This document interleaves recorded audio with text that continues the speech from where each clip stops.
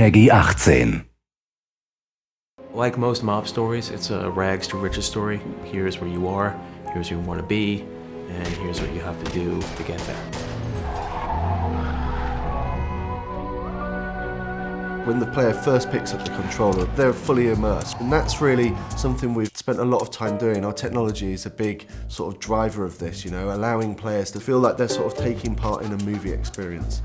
We've built all the technology from the ground up to be exactly as we need it. Being it the AI system or streaming system, things which enable us to make the city alive exactly as we envision it. The fact that we built our own illusion engine enabled us to execute exactly what we wanted to happen in the game. Všechno musí fungovat dohromady, to znamená... Using the illusion engine, we were able to create a real living city.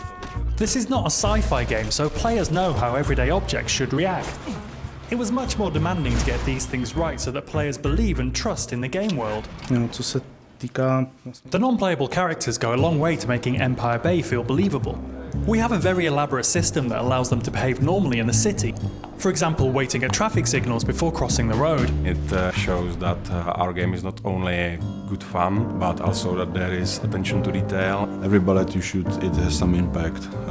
It can destroy a piece of the environment, it can injure the characters. The physics engine has a big part to play in this. Whenever a player destroys an object, it can cause a chain reaction of destruction. For example, shooting the gas tank of a car can cause it to explode, killing the enemies around it. Because of the sheer number of destructive possibilities, we needed the lighting to be dynamic. Our illusion engine is perfect for this.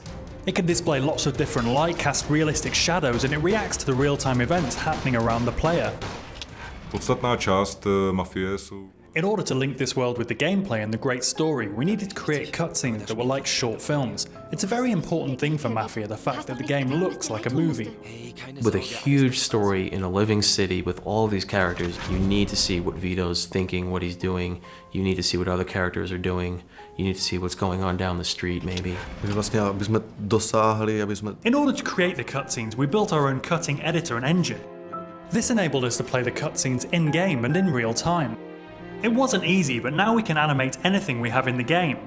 This allows us to forget about the technology and concentrate on making movies. Der Junge, blöd gelaufen, Bauernopfer. Bauernopfer? Das ist mein Freund, von dem du da redest, verdammt nochmal!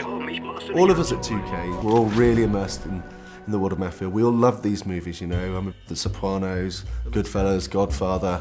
Movies that portrayed the real mobsters as real people. I grew up with guys like this, so I looked at the story and I was like, okay, this guy is like, you know, this guy I grew up with, this guy's like another guy I grew up with, and then I just, you know, add a little more character into the characters.